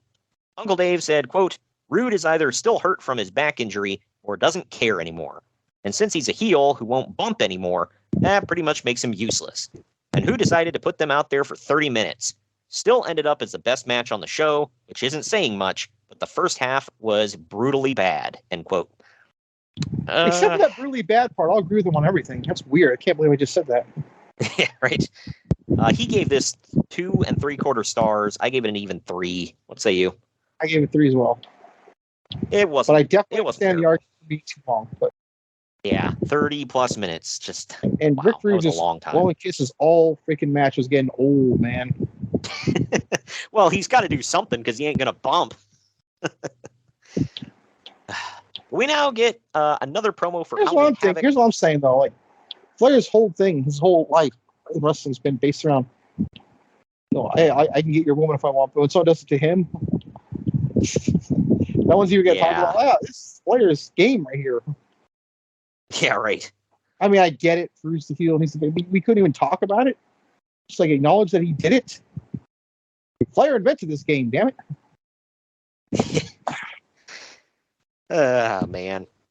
Well, we get another promo for Halloween Havoc 1993 before the WarGames cage lowers and all the pyro blows. I thought Cody was coming out. Beat you to it. But anyway, that takes us to our next break. On the other end of this, we are going into our main event, WarGames. Ready for this. WarGames! Follow the Main Event Marks at facebook.com/Main Event Marks Pod, on Twitter at Main Event _Marks, and on Instagram at Main Event _Marks and at Main Event Collector. Good morning, good afternoon, good evening, and good night. My name is Thomas, and what's your name? I'm Alan. Yeah. We're brothers. That's right. Yeah. The same mother and father. Your room was... Oh, we shared the room. Shared a room. We shared the room. Thought I knew your face. Yeah, we go way back, mate. Yeah. We should do a podcast then. We have. We do a podcast. We do a podcast. What's it called? The Broadcast. Yeah, that was planned. Yeah. Well, what do we do? Well, we cover all different things in the world of pop culture. We're talking about comic books, we're talking about professional wrestling, and we're talking about movies. Go back and watch classic retro wrestling events, the likes of WWE, WCW, and if you do like that, you can check us out on Apple iTunes, also on Podbean, Anchor, and on Podknife. Also check us out on Twitter at The Broadcast. That's BROKAST. They nearly stuffed up the ending. Hey, it's all right. Good on you. Yeah. Instagram also at The Broadcast Podcast. Remember, we don't spell it with a C. We spell it with a K. Sorry, mate. Take it easy.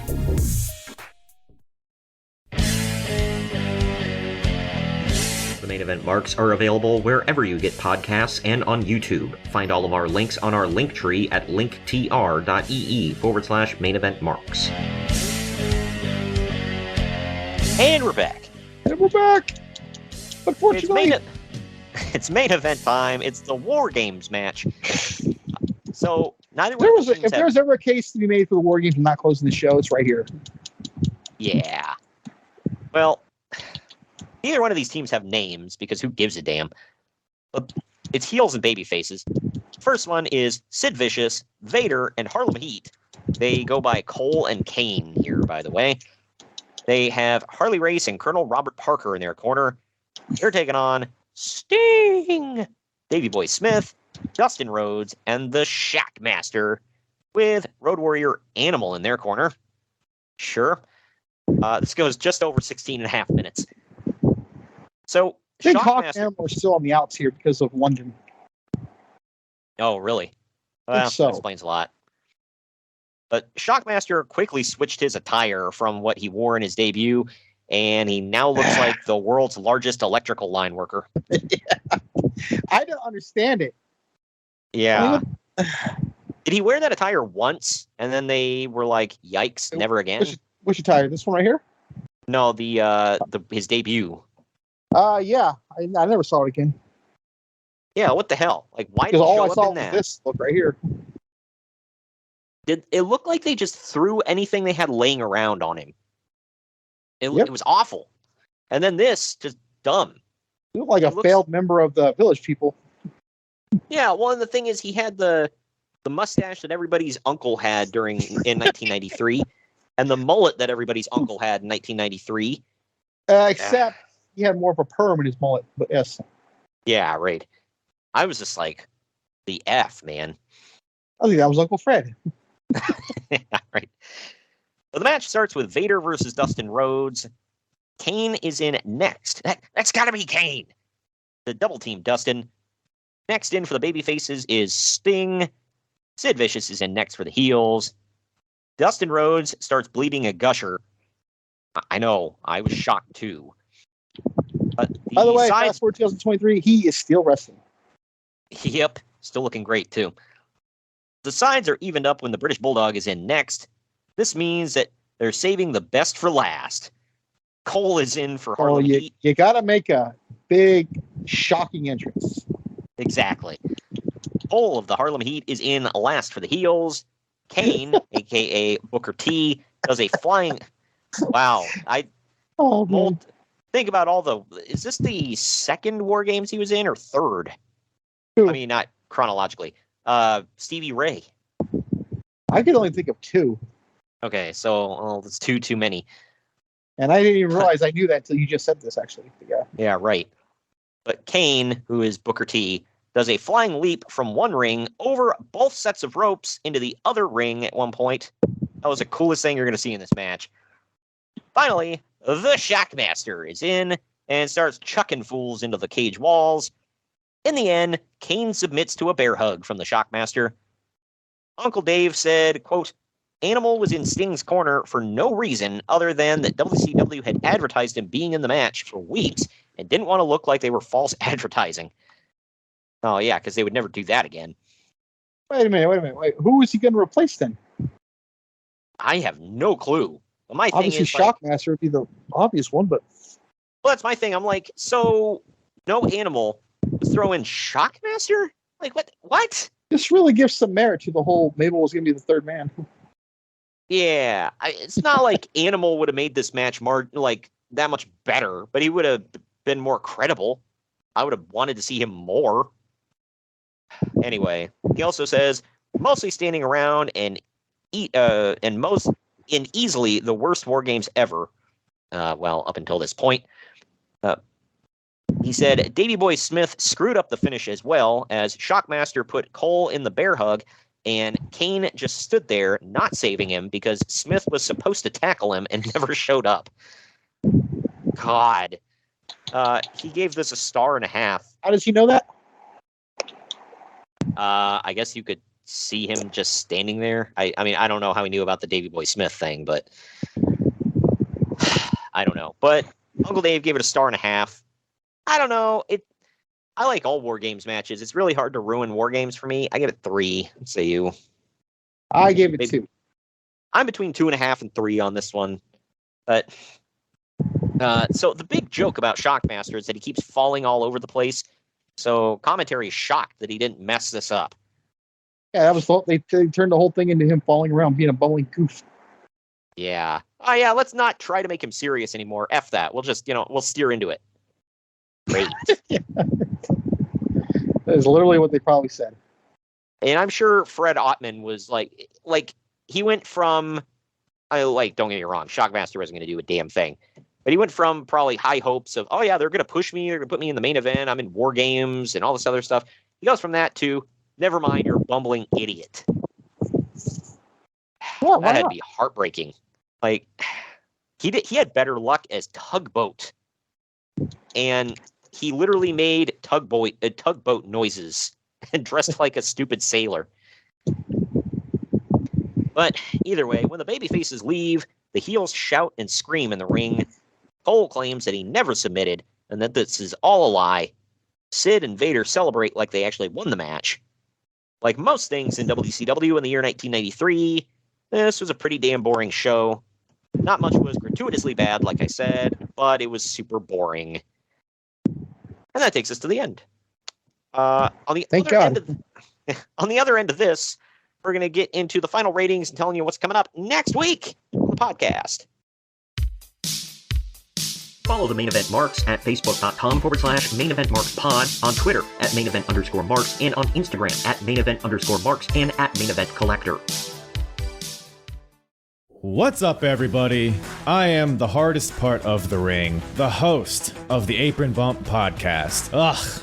Another wrestling podcast. How many times can I listen to fans tell me who needs a push, who doesn't need a push, who brings Vince's coffee these days? Enough! The Apron Bump is about the journey. It's about nostalgia. It's about discovering new forms of wrestling to really tickle your pickle as a wrestling fan. The podcast brings you reviews of wrestling events all over the world, whether it's WWF, WWE, WCW, ECW. We even cover the golden eras of Ring of Honor, Progress, TNA, and more promotions in the future as well. New episodes every Wednesday. Bump Day, yeah? Go to apronbump.com or go to your favorite podcast platform or YouTube and subscribe today for the most diverse, fan-friendly wrestling podcast in the world. I'm Hard. Main Event Marks are available wherever you get podcasts and on YouTube. Find all of our links on our link tree at linktr.ee/Main Event Marks. And we're back. We're back. Final ratings time here. Internet Movie Database gave this 6.3 out of 10. CageMatch.net gave it 5.03 out of 10. I gave it a 6.5 out of 10 for a D. What say you? Solid D+. Yeah, there are a couple decent matches on this card, but not enough to save it. It, like I said, it was boring as hell. It had a lot of stuff that would not fly today. I realize this was 30 years ago, but still, just damn. Poor Uncle Fred, too, by the way. But that does it for that one. Up next week, we have on September 20th. Actually, next week. Wow, I didn't even realize next week is already double main event week. Crazy. But we've got... Yeah, now I got to get one more watched. Yep. Next week, on September 20th, we bring you TNA No Surrender 2012. We're going to get the wrap-up of the Bound for Glory series, whatever. So Bully Ray, Jeff Hardy, they're involved. Jeff Harvey. Exactly. Yeah, sorry, I mispronounced that. And then the bonus show on the 22nd is a freaking bonus. It's Ring of Honor Death Before Dishonor 16. Which, let me pull this up here. I forget off the top of my head the main event. It is Jay Lethal defending the ROH World's Heavyweight title against Will Ospreay, who we mentioned earlier. Bully Ray is also on this card. We get the Briscoe brothers. We get the Addiction. Punishment Martinez, man, who is the Money in the Bank holder. Good crap, pals. Oh, yeah, of course. But that's all coming up next week. Gonna be a big week. Gonna be good. Good. But I hope to see you all next week. Thank you for joining me today, Greg. Yeah, sure. Yeah, this was a thing. And we will see you all next week with TNA No Surrender 2012 and Ring of Honor Death Before Dishonor 16.